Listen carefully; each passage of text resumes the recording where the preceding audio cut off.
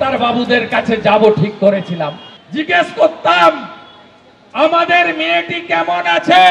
সকাল 8টায় হসপিটালের management phone করছেন, আমরা ভীষণ চাপে আছি, ডাক্তারদের বলে দেওয়া হয়েছে কোথাও মুখ খুলবেন না।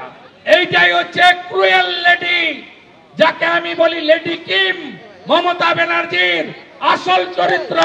এই জঙ্গলের রাজত্ব কায়েম করেছেন মমতা ব্যানার্জি। আজকে মমতা ব্যানার্জিকে প্রশ্ন করি, চার্টার ফ্লাইট আছে, হেলিকপ্টার আছে, অন্ডালে আসতে পারলেন না?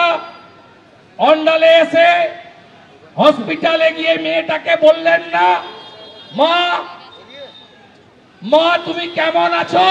এইটাই মমতা ব্যানার্জির কাছে কেউ আশা করে না। তো তিনি এটা করেছেন, যার সময় কলকাতা এয়ারপোর্টে বলে গেলেন গার্ল চাইল্ড মানে যারা কন্যা তারা কেউ রাত্রে বেরোবেন না।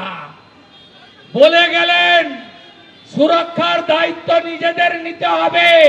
আজকে উড়িষ্যার গার্ডিয়ান বলছে মেয়েকে বাংলাতে আমি পড়াবো না।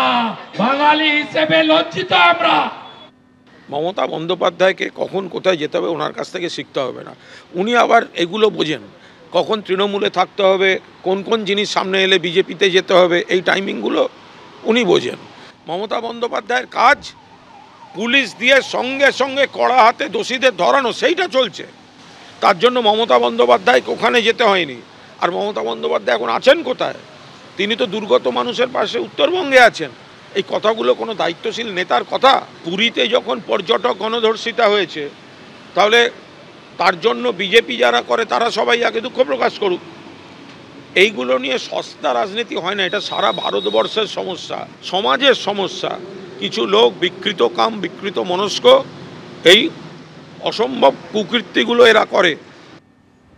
দুর্গাপুর কাণ্ডে প্রতিবাদের আঁচ এই শহরেও লেগেছে। কলেজ স্ট্রিটের ছবি আপনাদের সামনে রাখবো, যেখানে আরএসএস এর ছাত্র সংগঠন অখিল ভারতীয় বিদ্যার্থী পরিষদ তারা নেমেছে রাস্তায়।